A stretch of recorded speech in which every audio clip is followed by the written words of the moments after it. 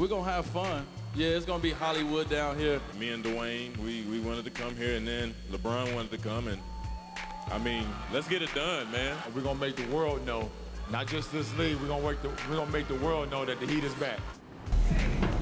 Sick. What?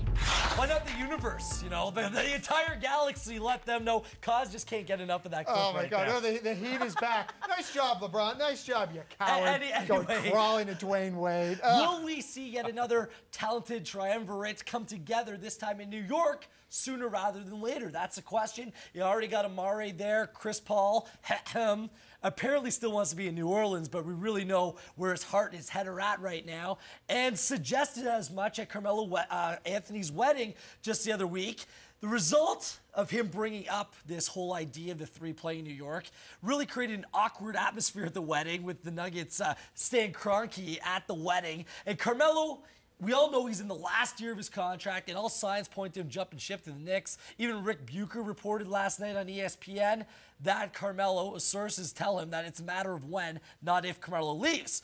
But Melo is still playing dumb, saying this: I've been hearing that for 5 years. I'm a Denver Nugget. I'm here. I'm with the Nuggets. I don't become a free agent until next year. If I decide not to take that extension, Eric Smith, you buying it? I think I heard that exact same quote from Chris Bosh a number of times over the course of the last year or so. So I think anything can change. I would say, if I were in Denver right now, I would say what I've said to you a lot over the last year. I still firmly believe winning cures all. If they win in Denver, and I know they've won 50-plus a couple of times, but they have not been to the dance, let alone won the dance. No and way, brought the Eric. girl home. Yes. No, hold on a second. Hold on. Way. Let He me wants finish to my go sentence. to New York. But unless they win a championship, I'll bet my beard that he is going to the New Don't York get rid of Knicks. that beard. Yeah. So you're going back like a day. The beard is staying on. He's safe because we all think he's going. I think he's going to the Knicks. And Kaz and I were debating this morning. Yeah. Is this a good or bad thing for the NBA that these star players all grouping up in certain locations? He said bad. Eric, how come you think it's bad? I think it's bad because I think, you know, we've gone away from a generation in basketball and pro sports where it used to be about, I can be friends with you, but I want to beat you. I don't necessarily want to join you. Magic kissed Isaiah on the floor, but Magic didn't want to play with Isaiah. Magic and Bird went nose to nose, toe to toe every night, but they didn't want to play together. They wanted to beat each other. I just think we're setting a dangerous precedent here where it's got to be these superpower teams that just stack themselves, much like in baseball. You actually have a salary cap in the NBA, but it's obviously not a hard enough cap because we're getting to the same thing in baseball now where you can have rolling his 5 or eyes, 6 shaking his superpowers. head. That'll be it. All of these guys are such hypocrites. Which guys, me? Barkley, Jordan, Magic, Bird are hypocrites. If you're telling me that if Magic had an opportunity to play with Larry Bird, he wouldn't, that's a lie, and you know it. No, hear me out. Andy That's why.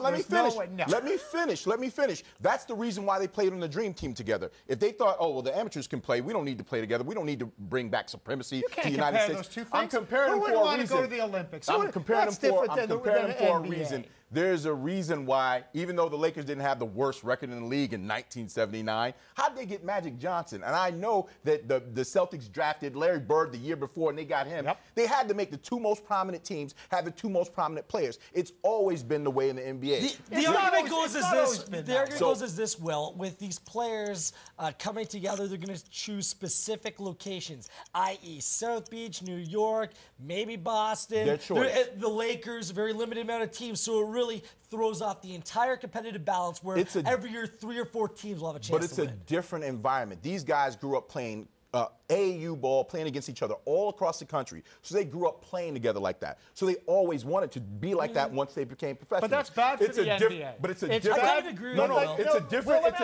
era, though, man. I know it's a different era. It's a very different I agree idea. it's a different Tell us era, why it's but happening, but bad. you're not saying if it's good. Yeah, exactly. Let me ask you this. Is the NBA in a better place now, or would the NBA been in a better place if, let's say, LeBron James had gone to New York or stayed in Cleveland or gone to Chicago, where you have the talent distribution out there more, so you have more good teams? Now we're looking at a case where there's going to be 15 or 20 teams every year that are rendered useless and irrelevant because they don't have sunny weather, they don't have South Beach, or this hurts. They're not rendered I hate to cut you off because really quickly. they have terrible players. I want to get to this point, and I think it really hits home here in Toronto, the fact that Brian Colangelo should have seen this coming and should have traded Chris Bosh. And I don't think that can be said enough because now Carmelo Anthony's put Denver in a position where they're going to trade him this year. Carmelo Anthony does not finish the season with the Denver Nuggets, so I think that this reshapes the way the general managers approach their star players. To Will's point, 2 years ago was the time to do it if you were going to do it. But I'll stand by what I said to you at the trade deadline this past year. When you're 7 games above 500 and you're actually realistically looking at number 1 in the Atlantic, you're only 5 games behind the Celtics, I don't think you're trading Chris Bosh at the deadline. You're rolling your dice. And obviously, he gambled, he lost. But if you're going to do it, yeah. But if you know that you're leaving, and Colangelo said he saw this coming, you got to think long term for the franchise. And now they may be one of the worst. They will be one of the worst teams in the NBA, maybe the worst this coming season. It's an absolute shame. I hate to cut this off. I love this topic. We'll talk more about this in the near future. After the break, is the city of Hamilton Loserville, even in sketch form? And Markham dances with a no-no yet again last night. But is it Morrow who's the Jays' best pitcher with the most potential? It's in or out. Next.